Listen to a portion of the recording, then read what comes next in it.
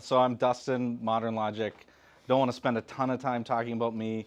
We are a traditional custom software development shop. We've sort of been forced into helping people with AI. AI is really exciting, but it seems like everyone wants it, so they're asking us for it. Meanwhile, I'm sitting here going, I've been part of many hype cycles. Let's wait until the bubble pops, and then we get dragged kicking and screaming into the AI revolution. Some caveats with the talk. So one, I didn't know there'd be as many mentees here, but I think this is going to be super valuable for everybody, or terrible for everybody. You're on the same level playing field. And I am not the expert. My team is the expert. So feel free to challenge me, throw out questions. I know roughly kind of what the shape of the thing is going to be, which means we can see it on the horizon, we can see it coming, we can see it's going to be a huge sea change for all of us. But anyone who says they know what it's going to be is full of shit, and you shouldn't listen to them, right? And certainly shouldn't give them money, right? So part of this is going to be a lot of skepticism. Part of it's going to be like how to manage the hype and kind of how I think about AI. You can choose whether to think about that or not think about that. First, let's start with a show of hands. How many people have used something like ChatGPT or Gemini? All right, lower your hands if you, now raise your hands. Sorry. Keep your hands up if you use it on a daily basis. All right. Are you paying for it?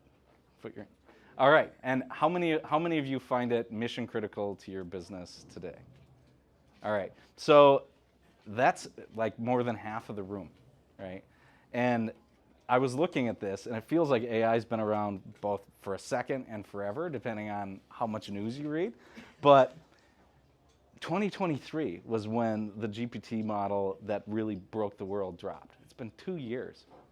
And when I can tell you, when internet came out, when mobile came out, when we had the chat, the social network revolution, nothing moved like this. You'd ask that question in a room like this, and 2 people would raise their hands. And then you'd spend the whole time trying to explain what this stuff was. So I think just number of people that are using it on a daily basis tells you how transformative it is, right? That said, those of us who've used it know it's not bloody perfect. So let's talk a little bit about like the current state of AI for startups, right? And I apologize, this is a first new talk, so I am going to be looking at my slides. I don't write notes a little bit, but I don't read off the slides, so you'll be saved from that. So hype to reality check. We're about 2 years in. Typically, whenever any innovation cycle happens, you have this big bubble, and I'm sure you guys have been sold all sorts of stuff. We're going to do AI coders for you for $2 an hour, and we're going to do AI BDRs, and they're going to do video calls with your customers, and all of that bullshit is dying, which is good. And now we're actually into the rubber meets the road section of the innovation cycle. So now we're starting to see those initial startups that have been consumed by the platforms go away, and you're starting to see the real use cases emerge from the AI on an AI front. So what I want to talk about is what AI is, and more importantly, what it isn't. And what it isn't is an employee replacement, right? Unless you're paying employees to do some like really brain dead stuff, you're still going to need employees in 2 or 3 years. Maybe not in 10 years. I can't go that far out. AI might be running things, and we might be like struggling for food in the dirt. Who knows, right? Giant robots. But at least in the next few years, the labor market is going to continue to tighten if you follow any of the economists. So what we're going to need AI for is to enable our employees to be able to do more work, because when we would normally have gone out to the job market and hired people to grow our businesses, we're going to go out to the job market and get pretty much what most of you are probably getting today when you go to the job market. A lot of bullshit resumes written by AI, and not a lot of good candidates, because the really good candidates are all working. Unemployment's going to continue to stay low. Things are going to continue to get more expensive, and wages are expected to grow by 28% by 2030. So you're going to be paying your employees 28% more.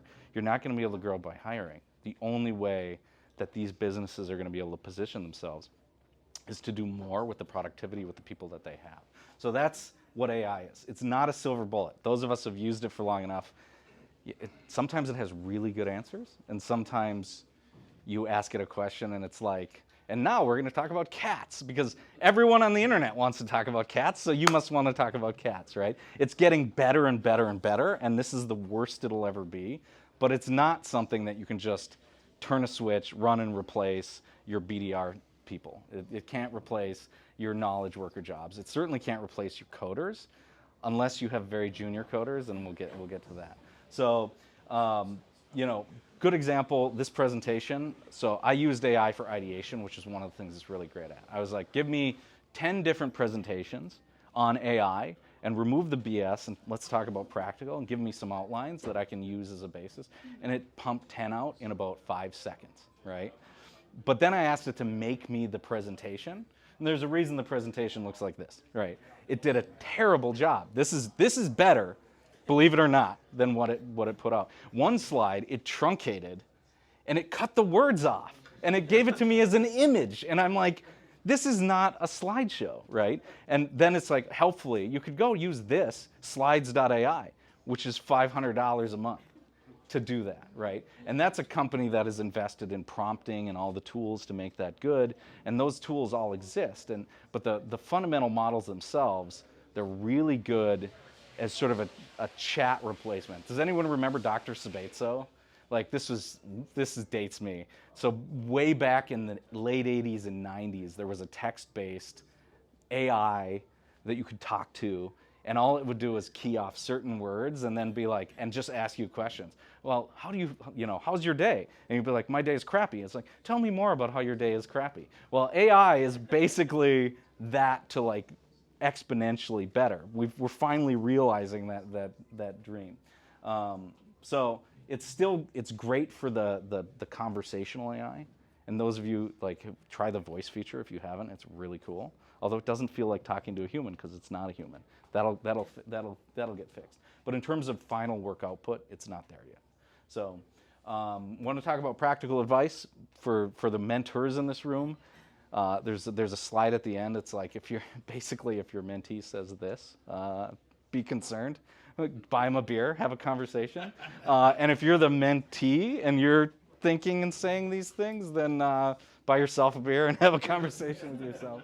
So let's talk about what it's good for. So most of you who use it probably know what it's good for, right?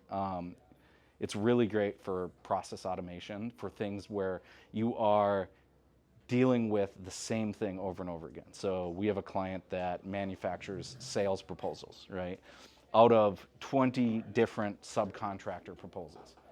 Well, that basically is a rinse and repeat that they have an admin doing, and it's the same thing over and over again.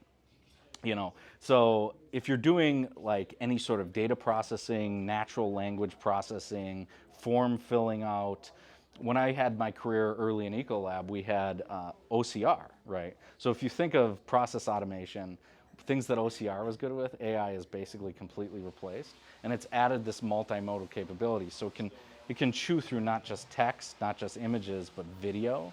It can chew through meeting notes. And I have to apologize for let me know if you can't hear. I can talk louder, believe me. And it can take basically large amounts of aggregate data, synthesize it into an output. But the key, just like this presentation, is that output is not going to be the final form. And if you trust it to be the final form, you're going to get in some serious trouble. It's also really good with Copilot Assistant. So those of you who use Google Drive, Gemini has really come a long way. Like I recommend if you use Gmail to ask it to summarize an email thread. If you're in sales, like one of the great things you can do is say, summarize this thread so I can, in a text format that I can copy paste into my CRM. And it'll just boom, boom, boom, copy paste that into your CRM. That's something where I used to manually have to type the notes out. And yeah, it takes 5 minutes per email thread. But over time, the average salesperson spends something like 30 to 40% of their day entering notes into their CRM, right? And they should be spending 10 minutes. If you haven't looked into the note-taking tools, Fathom, Firefly's AI, I heard about Granola today, you should definitely look into that for your business. Even for me, like I have meetings with a lot of clients and owners, and we have a lot of internal meetings, and I have so many meetings that sometimes I forget, especially as I get older. Like, what I just met about, and having like notes that I can load up. And then what you can do is you can take those notes and you can put them into a drive, and you can synthesize across the entire field of notes that you have. You can ask it questions like, where can I get better at these meetings? How do are my agendas clear? What is the incentive of my employees in these meetings? Which of my sales employees might need some additional coaching, right? So you can train your AI to look at any bin of data that you have, as long as you create the bin. It's only as good as the data, right? So AI is really good at synthesis. It's not good at telling you the truth. So like it'll synthesize a bunch of data, and then it's up to you to determine, is it lying to me, or you get to decide what the BS meter is, right? And there's more of that in the bad slide. So the other thing is prototyping. If you're going to do a rapid prototype, we used to do this on paper when we first started with mobile, where you would sketch out like a user interface and you'd bring it to the client and you'd be like, okay, tap here. All right, here's what it does, right? And then we moved into Figma, and everyone's doing tappable wireframes in Figma. Now you can actually build using low code, no code. It has finally been realized using tools like Builder, where you can actually build a user interface that people can interact with that feels like a real user interface. And it's going to be a game changer for early stage startups who don't have the capital, who need to go do a capital raise. What it isn't is a final full release of your app. And if you think it is, you're going to get in big, big trouble, right? So there's a reason companies still pay me, thankfully, to do the work to build these things out. And that's because it's not going to do the scaling infrastructure. It's not going to be maintainable. You're not going to know how the code works. There's a whole bunch of things that it doesn't do yet. But in terms of getting you into that early first market prototype, it's exceptional. And it's really moved the needle for getting things in front of people. And I always tell my mentees and people I talk to in the startup world, like, the faster you can close the loop between your idea and the market, the quicker you find out whether or not it's bullshit or not. Because you love your idea, right? Your mentees love their ideas. But as we all know, like, most ideas don't make it to market, and the ones that do make it to market in a dramatically different form, right? And so AI lets you close that loop in a week or 2 weeks, whereas before we used to do MVPs in 3 months, right? It's so much faster. And a tappable prototype just doesn't have the fidelity that you have now. That said, the tools are moving really rapidly, so I wouldn't marry your business to any one tool right now, because that space, those tools are going to pop in, pop out, pop in, pop out. So be very careful when you choose your tools. So other thing, coding. It's actually shockingly good at coding. We do something like 40% of our coding with AI right now. We're using a tool called Cursor. If you're on the technology side, or you have mentees on the technology side and they're not using Cursor, they should look into that. It's what it does is it removes a lot of the boilerplate, right? So one of the reasons I left engineering about 7 years ago is, after you've been in engineering for as long as as we have, starts to feel like you're doing the same thing over and over and over again. You start a new project, you set it up, you copy the files out into GitHub, you get the templates and the code formatting in the right spot, you get your compiler working, and all of these things, and then you have to ask yourself, how do I want the interface to work? How do I want the data to move through the system, right? Not to get too technical, like 95% of that is the same project to project to project if you're doing the same thing in the same language. And so as a coder who's I knew when I quit about 22 programming languages. And every single one, it got to the point where I didn't even have to learn one. It was just like, oh, it's this again. It does it this way. And I'm going to spend 2 weeks setting it up. Now with something like Cursor, you can hit a button and the AI will do all that boilerplate for you, and you can start focusing on the pebble of value that you want to put on top of the mountain of BS that is technology, right? As you can see, I've been around long enough that I'm bitter and old, so I apologize for the... Like, it's shocking. I once had someone describe science this way. It's like you're climbing a mountain just to put a little pebble at the top, and that is your contribution to society, right? That's what a PhD is. And I feel the same way about coding. Is you're climbing this giant mountain that happens to be Ruby on Rails or AWS, and you get to the very top, and you're like, oh, and now we're going to put a form that does this one thing, and then 10 other screens in my app are going to be login, settings, you know, a list view of things that the user can select. That's the job. And it gets really frustrating. And technology is here to take that job away from us, which is great. One of the things it doesn't do is write code like a senior engineer is going to write code. But it writes bugs like the best engineer you ever hired. And that gets to kind of why the review times. So, you know, when AI first started, and I stand by this, I said we're all going to be curators instead of creators, right? And the curation component is much more important now than it used to be. So if you cannot use AI in any context unless you have an expert who can look at really good bullshit and tell you that it's bullshit.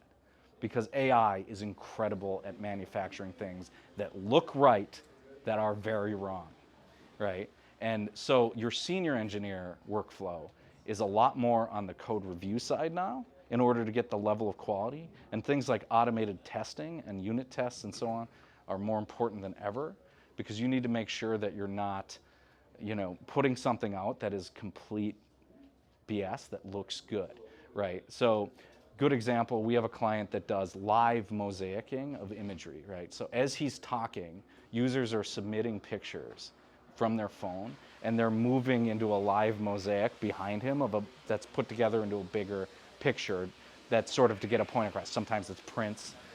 So AI suggested a whole new mechanism for managing memory that allowed us to do it on AWS with constant memory, which if those of you who might be techie, like handling gigabyte images with constant memory is a big deal, right?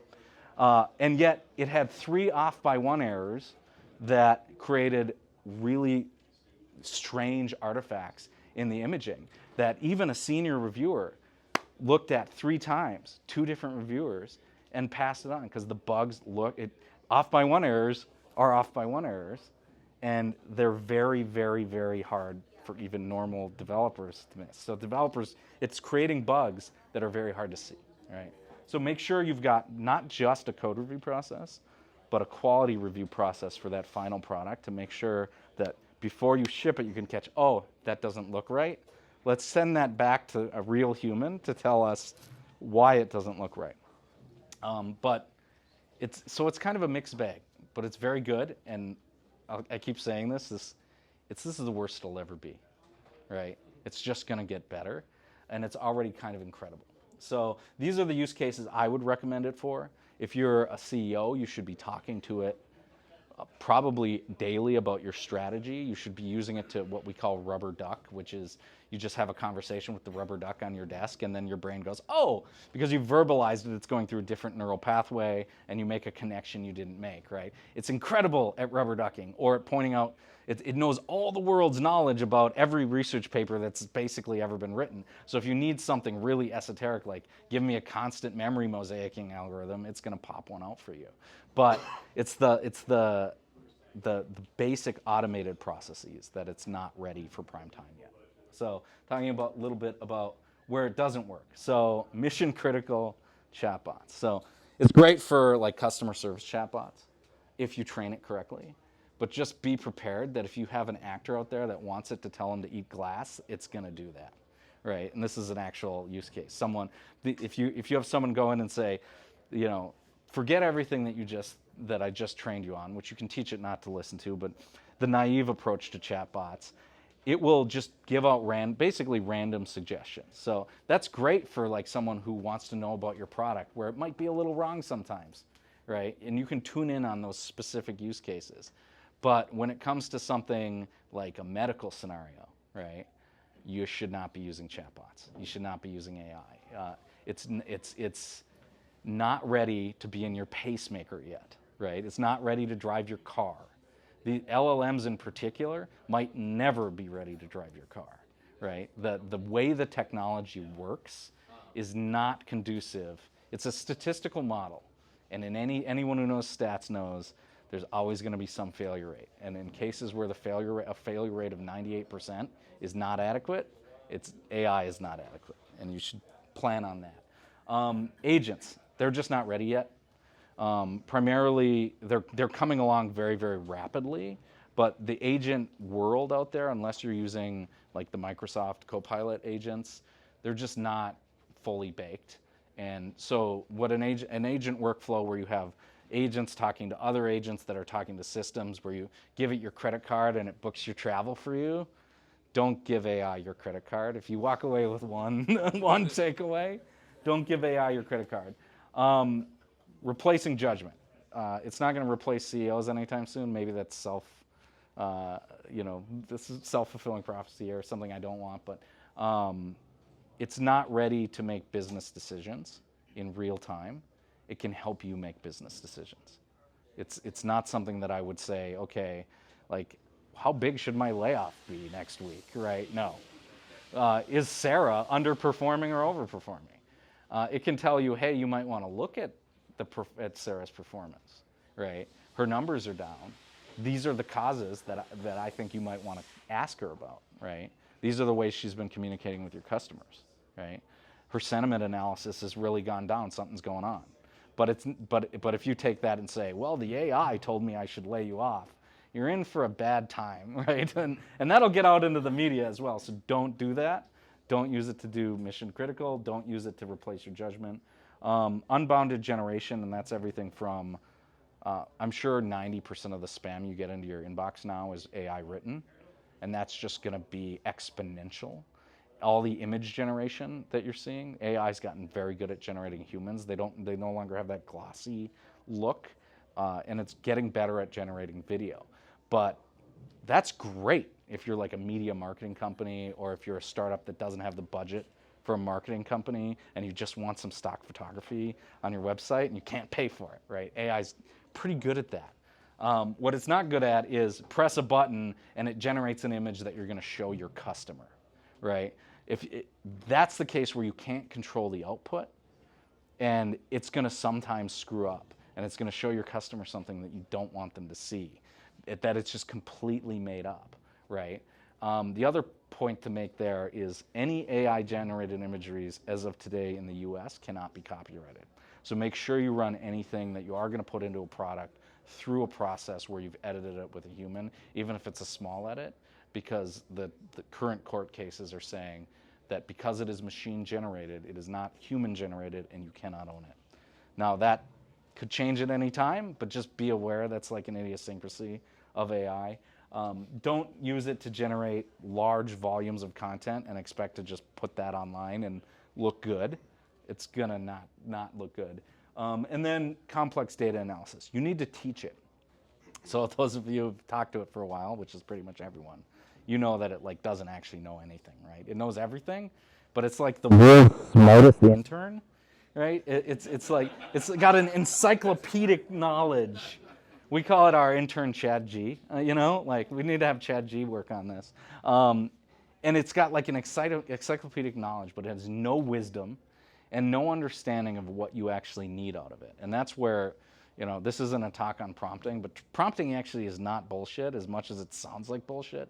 Like being able to give it the context of here's the part of the knowledge. So if you imagine all of human knowledge as a cloud, right? What prompting is doing is it breaks the words you use apart, and it finds the piece of the cloud. This is very layman's, so my brother is rolling over. I can feel him. He's the one who knows the tech. But it finds the piece of the cloud that's closest to the things that you were saying, and then it uses that as a starting point to branch out into the rest of human knowledge. So the prompts you put it might put it over here. And if it thinks it's in cat Hawaii land, it's going to give you very different answers than if it thinks it's in coding land or business land or whatever are you. So it's up to you to basically select which portion of human knowledge you want it to think about. And you do that literally by telling it, I want you to be a marketing agent. I want you to think about things in this way. And it will go and find the parts and the blog posts and the news articles and everything in that section of its training. And it will begin to talk from that perspective. The other thing to understand is that the longer you talk to it, the further out from that prompt it gets. Literally mathematically, it's a further down the vector away from your original source. So it's going to get more and more terrible. which to those of you who are using it in startups or using it in mission critical, it's important that you reset the context routinely as part of your operation, because it's going to start giving you worse and worse and worse answers. And one of our goals in implementing AI is to get reproducible, consistent output, right? So you need to be able to reset the context. You need to have the conversation. Oh, by the way, you're still a marketing person, right? And often with ChatGPT, you just hit a new window. But if it's something that you've coded, or if it's an agent, or if it's an automation architecture, you need to be aware that the more you talk to it, the worse it's going to get, right? So it doesn't work for a lot of things. Like in between this, and maybe this is a later slide and I'm jumping the gun, but it doesn't replace employees, right? It's really important to know, like, it makes your current employees better. It makes you better. It allows you to do more, do things differently. But it's not like, there was a study that I think Carnegie Mellon did just recently, and they built an AI company. And literally they trained every piece of it as an agent and said, you are the marketing leader, and you are the marketing admin, and you work for the marketing leader, and you're the sales leader. And they ran this whole AI company as though AI was every employee. And it failed miserably. It sold nonsensical things. It suggested unethical ways to make money. It lied. The AIs hated each other. They argued. It was like the worst company imaginable. Yeah, there you go. Like, or maybe, it's perfect for a startup. Just turn the key. A lot of CTOs I know could be drop-in replaced by an angry AI. No, but it's not yet ready. What it can do is prevent you from having to hire 2 or 3 employees to do the same job that one employee could do. And if you're a startup, it'll allow you to kind of fake it till you make it, which is super important for startups, right? So don't hire that marketing agency for $10,000. Just have it do a kind of a crappy website. It's going to probably be less crappy than you'd do on your own. And then you can make it better over time. But like, if you have a marketing person that's good, tell them to learn AI. Don't be like, I'm firing you. AI's taking your job. Because 1, you'll get in the news. If you can look up these articles, people have done this. And then 2, you end up having to rehire. And guess what? They don't want to work for you anymore. So now you get to hire some asshole off the street, right? So there you go. Common pitfalls. It's a tool, not a product. This is especially true of the startup world. If someone is coming to you, pitching you, I've got this great idea, it's an AI product, that's the time to step back and say, okay, I have some questions, right? And if you're a startup founder and you're thinking you have an AI product, there's no product in the world that's an AI product other than OpenAI, Claude, Anthropic's Claude, but Mistral, et cetera, et cetera. If you are not Microsoft and you don't have $10 billion to invest, you're not building an AI product, you're building a tool or a service that solves a problem. You're building a business, right? And so the first hype wave of AI was people who were basically building AI for AI's sake. And at the end of the day, it needs to solve a problem that someone in the world has and is willing to pay for. And the AI itself is not the product, it's the solution that you're delivering to the customer. And 99 times out of 100 right now, there's a way to do it without AI. That's more empirical, more measurable, cheaper, and doesn't have some of the problems that AI has. So it's not a product. The other piece is, measuring the output is difficult. It can generate. One of the questions we had on our team was, okay, we're using AI to write 40% of our code, but are we actually producing higher quality product? Are we writing it faster, right? Is this marketing copy actually better? Turns out a lot of the marketing copy is worse. And you wouldn't be able to tell reading it, but Google knows. Google can tell. And SEO is worse than handwritten copy, right? And part of that is because Google has gone and trained their model to actually look at, was this generated by AI? But you can have it, you can feel productive. There's this concept of vibe coding. Have you heard of vibe coding? You feel like you're building an app, but you're not. You're playing in a sandbox. And that can be super fun and feel super productive. But at the end of the day, if there's no measurable improvement at the end that you can say, okay, we are writing code, 40% of our code with AI, and we are moving 20% faster at the same level of quality. It took us about a year to get to the point where we were producing code at a high level of quality faster than we were before without AI, right? So it's super important that you as owners and as founders and as mentors understand, if you, like anything, if you can't measure it, does it matter? Will it get better? No, right? So make sure you have a plan for measuring your AI. It's also really expensive, right? And I don't mean that from the sense of you paying for it, although if you do your own LLM, you're gonna be paying through the nose. Don't do that. It's a good way to go broke. It's computationally, these companies are losing money right now. For every token you send, if you have their highest, most expensive subscription, they are losing money on you. And at some point, they're going to change that and start making money. And so the prices are going to jack up. And if your whole business is built around AI infrastructure, you're going to end up paying a real premium because they're going to have you over a barrel. And now instead of paying $20 a month for effectively unlimited tokens with OpenAI, it's going to be $2 a token, right? And then the other piece is just the environmental expense, right? So I don't know if this is true or not, but someone in energy told me that based on his model, if you covered every house and every field in the country with solar panels, it would not provide enough power for AI by 2030. That's the expectation. We literally need fusion to power the AI models because there's not enough energy on the planet to power these things. And we're getting there now. So there's an incredible cost to AI. So managing it ethically, thinking about it ethically, don't overuse it. There was a big thing about don't say please and thank you, because at some point they were spending like an entire city's worth of energy on people being polite to the AI, right? And if anyone who knows Roku's Basilisk, that's BS. Don't worry about the AI coming for you later. If it comes for you, it'll come for you anyway. So there's a story around you need to be polite to AI because at some point in the future it's going to gain sentience and it's going to remember that you were rude to it. But the reality is if it's got that in its mind already, it's just going to be like, oh, humans, nah, they're better as paper clips. Humans still matter. AI automation is terrible. So there's this concept in AI called human in the loop, right? HITL.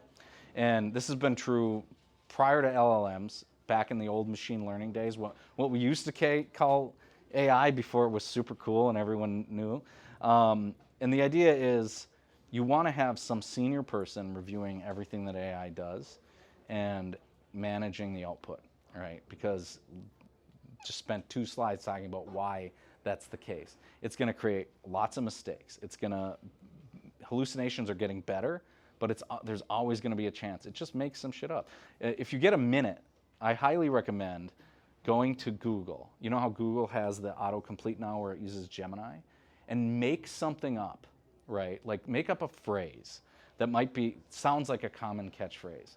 And then add the word meaning to it. And Gemini will happily tell you the whole history of this phrase that you just made up. I put in, don't lie to the red rooster, right? I made that up out of nowhere. And it's like, what meaning? And it's like, it means, because, it's a common phrase in the South that means the rooster is the protector of the farmland, and you need to be honest to the people that are protecting your farmland, and don't, these people matter, et cetera, et cetera. And it just went on this big diatribe. It's like it's been used since the 1820s, completely made up out of nowhere. Right? There was just an article this morning where someone published 10 books you should read for the year. None of the books were real. The authors were real, and it made up the book, the synopsis, and the synopsis sounded like something that author would write because it has all of that knowledge. But how do you know that the book it's telling you to read is real or not? You need to literally go and Google it because it's damn good at lying. It's the best liar man has ever created other than man, right? Like, it's incredible, and that stuff sounds real. And what that translates to from a business perspective is you having a major PR crisis on your hands if you trust it too much, right? Test, test, test, test, and then make sure you have humans who are responsible for the final output and that they're not writing everything with it. So here's advice a little bit for the mentors in the room. So if you're a mentee, just imagine through the lens of the mentor. AI startups, I'm extremely skeptical of AI startups for a whole bunch of reasons. Not that there aren't a lot of them, not that they aren't worth investing in, but you need to take an extra level of skepticism to anything that comes out in this point in the hype cycle, because we're still in the hype cycle, right? And you have a lot of people out there who are like, if I put AI in the name, I'll get investment. I just was talking to someone at A16Z, and they were saying they are doing $1 billion fund. And he told me just privately, which I'm now sharing with everyone, because I hate A16Z, that they are going to put money on anything that has AI in it. So if you're a startup, go talk to A16Z. But like, that's the level we're at right now, is people are putting it in their name just to get the money, and there's not a lot of genuine there. So with the exception of the VCs, they'll get wise very shortly because they're bankers, let's be honest, right? Like, they'll know eventually that this is a losing game, and don't just tack AI into your name and think that's going to be the thing that makes your business successful. And then as a mentor, at the end of the day, you're still building a business. Your mentee is still building a business. At the end of the day, it needs to be a functioning business. AI is not going to take a non-functioning business and make it functioning. The fundamentals still matter, the people still matter, the strategy still matters, all the things that we give advice on still matter, right? AI is a tool that is a small piece of any business. And if someone is selling an AI product, it better be solving a real problem that people actually have and are willing, more importantly, willing to pay money to have solved. Because most of us we know there's a real problem, we're solving it, but there's no money out there waiting to come our way, right? So AI ideas, just really quick sort of checklist. Is AI adding unique value? You'd be shocked at how many, maybe not. I mean, most of us mentors have been around the block a few times, but if you subtract AI from this, is it still a thing? If the answer is yes, you probably shouldn't use AI for it, right? If AI isn't making it markedly better, you're just doing it as a PR stunt. And the PR stunts are not going to retain value. And I think we're starting to get to that phase now, with the exception of San Francisco and A16Z, like, where the investors are going to be able to start smelling that, and you're going to ruin your relationships, and the money isn't going to arrive. Can it be repeated? This is hugely important with AI. Try prompting it 4 times with the same prompt. Try getting an image out of something like Midjourney that looks the same as a previous image. There are ways to do it, but your initial layman's approach to it is going to generate multiple different versions of the image that look dramatically different. And so part of a business is being able to solve the problem not just once or twice, but over and over again for the same customers. Or you don't really have a business, you have a hobby.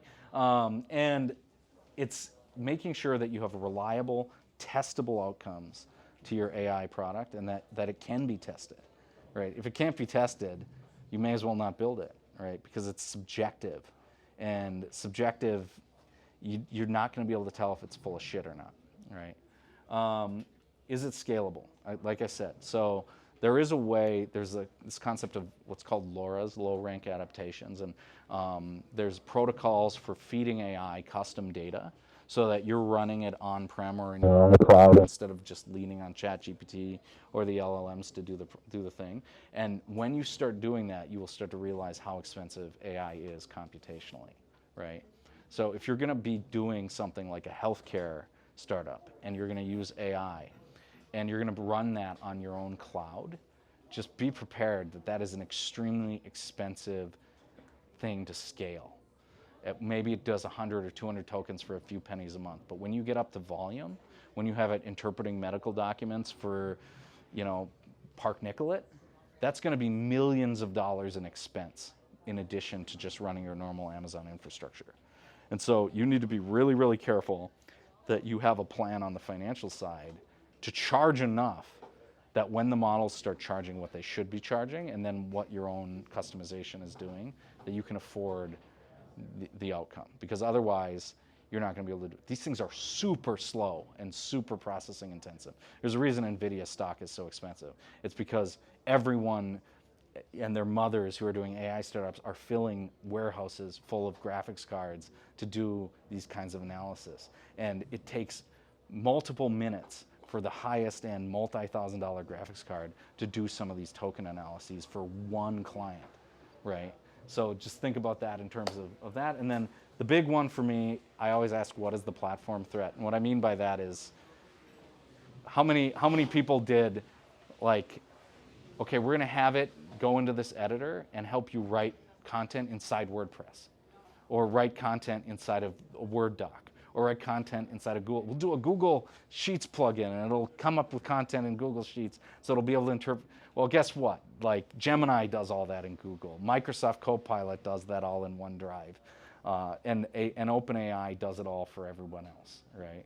So the platforms are going to get better and better and better. And if your business is built around a prompt that you're feeding OpenAI with 4 lines of code, you don't have a defensible moat for your business. And so when we're mentoring, we need to ask our mentees, what are the moats? Because AI has no moats. It's so incredibly powerful that anyone can compete with you by just having the same idea and talking to the AI. And more importantly, Microsoft is spending billions of dollars a year to compete with you to make their platform better for things like insight, analytics, document creation, document aggregation, slideshow. That company that's charging $500 to do presentations that I mentioned earlier, the platform, they're gone. Like, how long are they going to be able to do that? Not for very long, because Google and Microsoft want to solve that problem. And if your startup is solving a problem that a $1 trillion nation company wants to solve, they're going to solve it better, and they're going to roll it out to more customers, and you're going to be gone. So you need to be solving a unique problem, and when you go to mentor mentees, you need to ask them these questions. Is this problem unique? Is it scalable? Do we have a method for measurement? Can we measure quality? Can we measure output? Is the AI adding value? And I bet you 9 out of 10 of the AI startups you talk to, if not 99 out of 100, fail the vast majority of those questions, right? If you don't, come talk to me, because I might want to invest, right? I've not heard one yet, but the only other thing I'd say is AI is incredibly valuable from an operations perspective. Everything from solo one-person businesses to every business. General Mills is spending millions and millions on AI.